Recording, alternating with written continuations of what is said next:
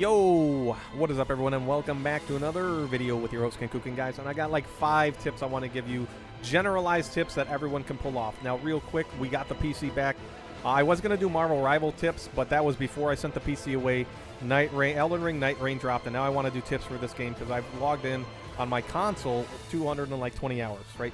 So if you ever need help with a boss, you ever want to run, or you have friends that don't play the game, or maybe they're bad at the game and you're bad at the game, and you want to get better, and then you can help them before they want to not play the game, link in the description below. Come over to my live stream on Twitch. I'm going to start live streaming on YouTube, Kick, and Twitch soon enough.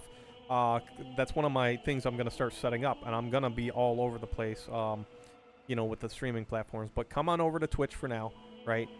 And I will help you if you're on console. If you're not, I can like fight a boss solo and just show you how to fight the boss, how to dodge mechanics, you know, what you want to look for and when you want to attack, right? So on and so forth, right? I will help you with that as much as I can. With that said, we're going to come out with a generalized tips about the map, right? This is going to be focused on running the map. When you first start the game, let me go back in the video because we're flying in. And right there, I'm like highlighting, whoops. I'm highlighting this, this right here, right, where the invasions happen. If you're running with randoms, you probably don't want to make that the first stop. You're probably going to die a lot. People are going to quit, right, so on and so forth. Just avoid it. Come back at level 6, right, at least level 6. Number 2, don't avoid it so hard that you don't do it at all. Somebody might spawn there that's very helpful for your team. If you have a raider on your team and there's a raider there, that's his weapon to dual wield immediately. If you have Duchess, Recluse, Remnant on your team, and Recluse is the enemy to fight there, you want to kill it. They're going to drop a staff, and the second spell may be a phenomenal spell, and it's just a staff. And that's going to tie into my next point in a moment. If there's a Duchess there, Duchess, a lot of times, her knives will come with successive damage, increases damage, successive attacks, increase damage negation. Everyone can use that, all right? Everybody can use that, all right? Now, it's going to be better on others than some, but everyone can grab that knife and use it. So don't avoid those so hard that you don't know what's going to be there, because it could be very convenient for everyone. But don't run in there so soon that you're just going to be cooked, right, to oblivion, and people are going to rage quit on you. Now, we're letting the blueberry lead the way, and it's going to segue into my next tip, and we'll come back to the other stuff in a moment.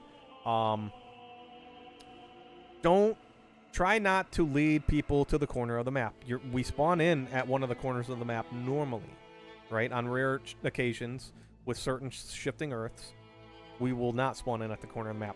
Try to avoid going to the corners of the map when you start, because there's a good chance you're going to backtrack over stuff you've already completed and you're not getting runes. So, you know, just keep that in mind. Now, as a side note, as I'm giving you these tips, the best optimization for every run is just learn how to dodge the boss. Nothing else matters. It doesn't matter how you run the map. Did you get to level 15? What kind of build you have? Are you getting increased attack power? How hard can you hit the boss? Unless you're two-shotting that boss, nothing matters more than you dodging the attacks of the boss at the end, right? Nothing matters more than that. So keep that in mind. As I give these tips for you, these are, you know, just generalized tips that you can employ, and we're not really optimizing the map, but these are just things that are going to make the run smoother for everyone. Especially, I like to play with 3 people. I don't like to play solo. It's boring. The game's too easy. I don't like to play duo. It's boring. The game's too easy. I like to have 3 people in there. I like it to be chaotic. Not that I want bullet sponge bosses. It's just more chaotic, more fun, right? That's what I personally like. So, with that said, let's segue into leading the team.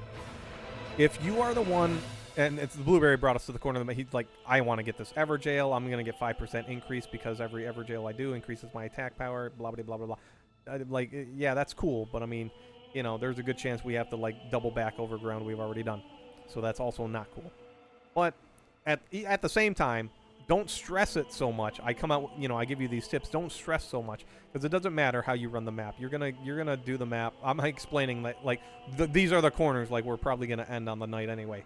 Don't stress so much whether or not you do something perfectly, right, in the map run. But if you're leading the team, you cannot be the biggest roach, all right? You cannot roach out, all right? You start a fight, the rain touches you, and you just leave. More than half of the times we've fought an enemy and the rain starts to drop on us, and it's an enemy that's going to take a little bit of time, right? Moves, jumps a lot, just really beefy, tanky. Field boss, fort boss, right? Everdale boss. And you were the one leading the team and you were the first person to roach out. All you're doing is making it just very easy for your teammates to die, right? They're like, oh man, the boss is almost dead, the boss is almost dead. And then they die and they're like, wait, where's our third player? He was the damage we needed. And now they have to go back and get all their runes, right? Now they have to waste their time. If everybody dies, yeah, now you're wasting time. Everyone's going back. At the same time, more than 50% of the times I've been letting other people lead me to fights, or even I've led my own teammates to fights. And my friends, right, or I would say my friend or a random, just runs away right away. If they would have just stayed there, we would have killed the boss. We would have got the grace, we would have healed, and then we would have all made it to the circle, right? So if you're leading the team, you cannot be the biggest roach on the team, all right? You can't. You're going to alleviate so many problems. People are going to be less likely to rage quit, right? If they die and they're like, oh, this guy roaches out, I don't want to play with them. People are going to be less likely to rage quit. If they die, you finish the day, they go back to get their runes, and lo and behold, some anomalous thing happens, like you run by one of the knights on the horses, and it's the guy that shoots the lightning, and he looks at you guys for 2 seconds, the battle music starts, you run halfway across the map, and then lightning strikes you, and you die. And then they die, and then they lose their runes, and then they rage quit, right? Or they die to something else, right? Like, it happens, right? So just, if everyone dies, everyone has to go get their runes, right? Or nobody dies because everyone committed to the fight. You know, less problems are going to arise. Another tip I want to give is smithing stones, sorcerer's rises, and personal objectives like remembrances. Guys, don't panic. Try to get them at convenient times. Don't ping it endlessly and just make it your mission to go there first and foremost no matter what, right? As much as, you know, us casters want sorcerer's rises, as much as, you know, executors and maybe even raiders and Iron Eyes want their smithing stone to keep their starter weapon, all that good stuff, I would try to make it as convenient as possible. And don't be upset if someone doesn't run in there. Like me, I've been playing a lot of Revenant recently. If I'm playing Revenant and you mark a tunnel, right, and there's a sorcerer's rise by, I'm going to the sorcerer's rise. I don't want nothing to do with that tunnel. I don't need to upgrade my spells. My spells are going to do just fine without that upgrade. In fact, I feel that same way with when I'm playing Executor. I don't care about the smithing stones. My weapon's going to do just fine. Why? Because I'm going to dodge all the boss attacks. I'm going to survive, and the boss will die in due time, right? That's how I see the game. Like, so when it comes to optimization, that's how I feel about it, you know? It would help. I could kill the boss a little faster. It's just not necessary, all right? Now, speaking of rises, let's segue back into staves, guys, right? You go kill the invader. You know, it was a recluse. They drop a staff, right? Drop the staff for your teammate. There is a relic that everyone can buy, right? So all the casters can have this. You can buy it. It gives you plus the two of the 3 perks on it.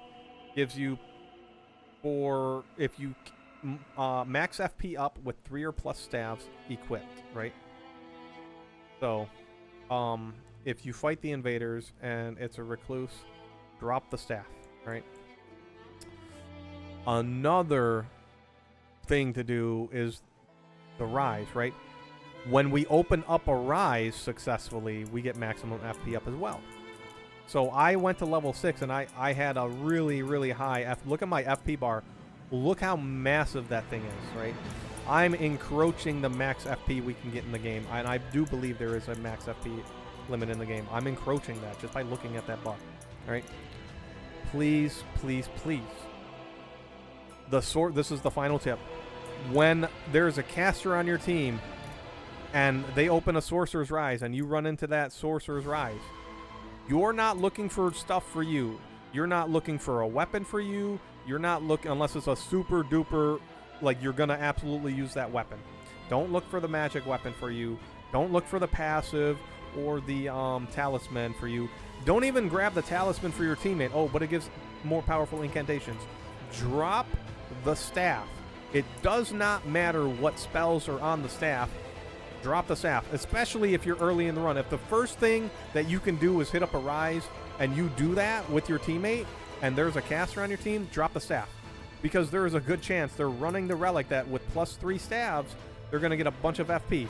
Now they're going to be even more potent to start the fight, right? And me, I'm going to be less likely to go out of my way to hunt for these staffs. Oh, you want to go to the castle? But there's something kind of slightly out of the way that I need to do to get me more staffs, to get me more FP, or even a better spell.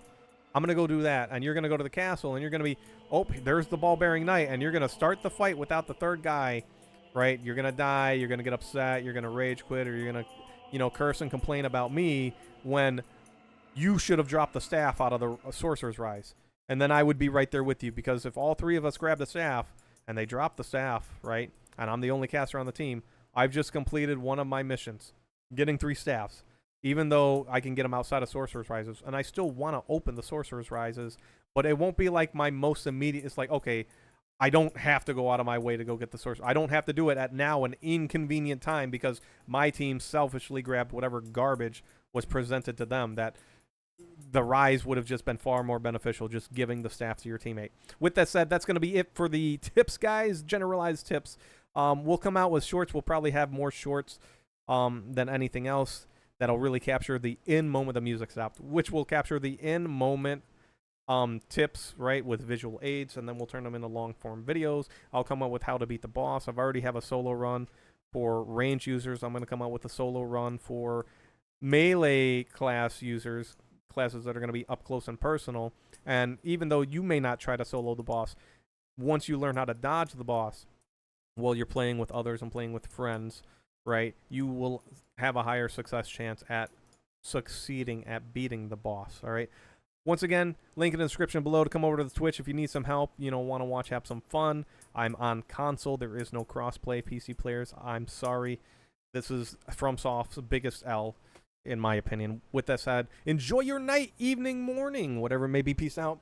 Thanks for coming over to the channel, watching the video. I greatly appreciate it. I'm glad to be back, and I will see you guys next time.